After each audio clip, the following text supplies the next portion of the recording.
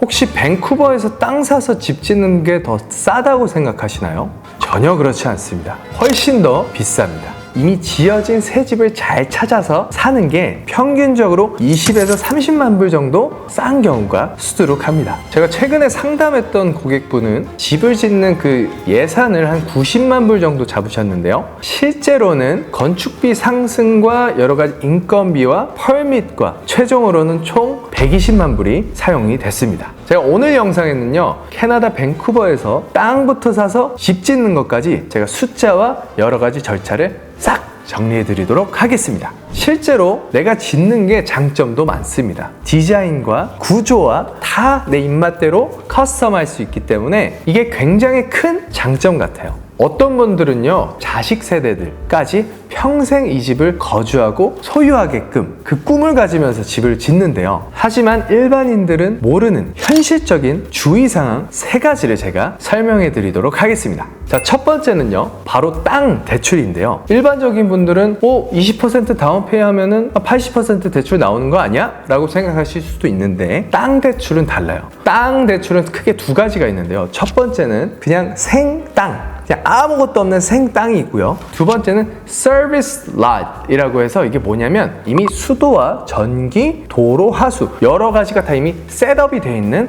서비스 롯이 있습니다. 첫 번째 이 생땅은 정말 은행 입장에서는 이 가치를 측정하기가 상당히 어려워요. 그렇기 때문에 감정을 보내는데요, 이 감정가의 50%밖에 대출을 안 해줍니다. 결국은 땅을 살려면 현금을 상당히 많이 보유하고 있으셔야 합니다. 서비스 롯은요, 그래도 중요한 것들이 많이 이미 셋업이 되어 있기 때문에 감정가의 65%를 대출을 해줄 수가 있습니다. 보통 이런 경우는 컨스트럭션 모기지라고 해서 아예 생땅부터 시작하시는 분들은 수도, 전기, 하수, 도로 여러 가지 셋업을 하시려면 이 돈이 상당히 많이 들어요. 예전 고객님이 말씀하셨던 거는 10만 불에서 적어도 15만 불 정도는 초반에 초기 비용이 들어야 이 생땅에서 여러 가지 서비스를 시킬 수가 있습니다.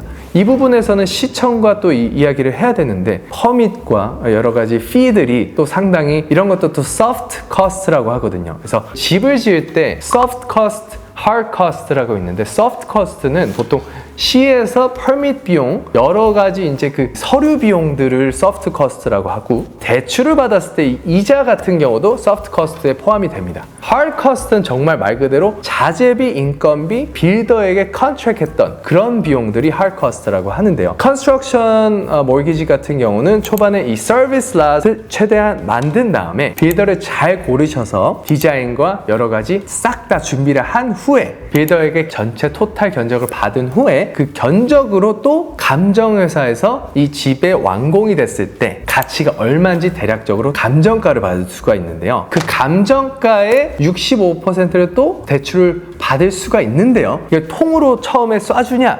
이런 건 아니고요. draw 시스템이라고 해서 초반에 프레임이 다 됐는지, 그럼 직접 감정을 보내서 프레임을 확인해서 그럼 다음 스텝, 드라이월 이런 거 여러 가지 인슐레이션 해야 되는 것도 부분적으로 돈을 주고요. 그 다음에 또 감정을 보내고 상황에 맞춰서 순차적으로 돈을 지급을 합니다. 근데 사실 이제 중간에 빌더랑 문제가 생기거나 시청에서 퍼밋과 여러 가지 이슈가 생기면 이게 공사가 지연이 되거든요. 그랬을 때 이자는 계속 나가는 거기 때문에 집을 짓는 공사를 하려고 하신다고 하면 여유 자금은 공사 총 금액의 한 20% 정도는 준비를 하고 계셔야 안전하게 완공을 할 수 있습니다. 자, 두 번째 주의사항인데요. 밴쿠버 버나비, 서리, 코키틀람 여러 가지 시마다 이 워크로드도 다르고 어떤 어플리케이션이 들어온 것도 다 다른데요. 보통은 평균적으로 빨라도 6개월 정도 잡는 것 같습니다. 많게는 1년 가까이까지 지연되는 경우도 있는데요. 이 퍼밋 받는 것 자체가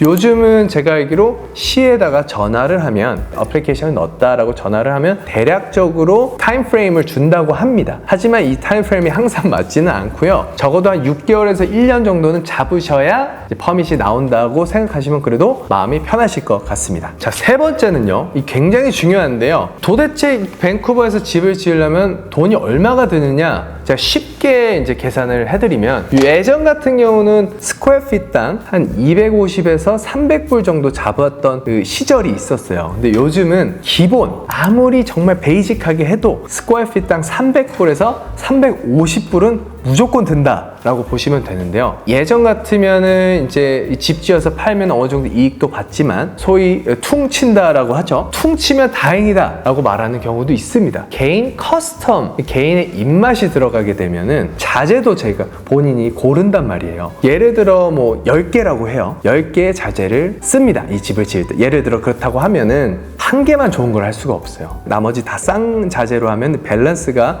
무너지고, 그리고 이 좋게 투자했던 것도 싸게 보이거든요, 결국. 그래서 어느 정도 수준에 맞춰서 하다 보면은 눈 깜짝할 사이에 스퀘어핏당 400불에서 450불까지도 훌쩍 넘어가게 됩니다. 쉽게 계산해 보면은 한 스퀘어핏당 350불이라고 치면요, 3,000 스퀘어피트 집을 지으려면 대략 105만 불이 듭니다. 그러면 400불이라고 하면은 120만 불의 공사비가 드는데요. 땅까지 사서 대출받아서 이제 완공까지 하면 이게 배보다 배꼽이 더 큰 상황이 벌어질 수도 있습니다. 그러면은 한 200만 불 정도에서 250만 불 정도 예산이 있다라고 하면 솔직히 집 살 수 있는 거 상당히 많습니다. 그리고 비용도 20-30만 불도 세이브할 수도 있습니다. 결국 중요 부분, 나의 중요 체크마크가 많이 되는 집을 찾았더라면 이미 지어진 새 집을 사는 것도 좋은 방법이 될 수도 있습니다. 굉장히 제가 충격받았던 부분도 있는데요. 이게 시에서 굉장한 많은 간섭을 하는데요. 이제 공사를 하니까 나무를 자르잖아요. 그러면 공사가 완공이 됐을 때 또 나무를 심어라라고 해요. 어느 이 카테고리의 나무는 몇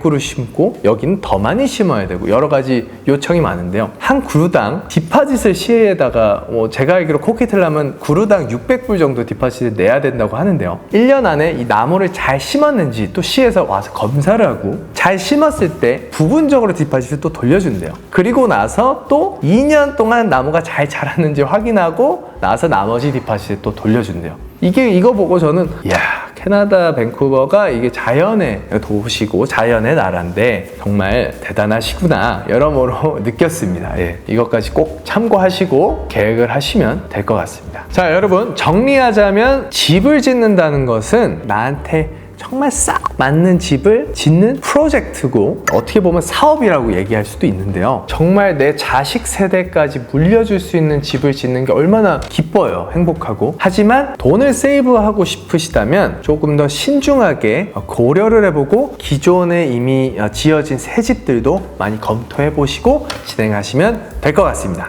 여러분께 200만 불에서 200만 불 이상 예산이 있다면 어떤 선택을 하실 것 같습니까?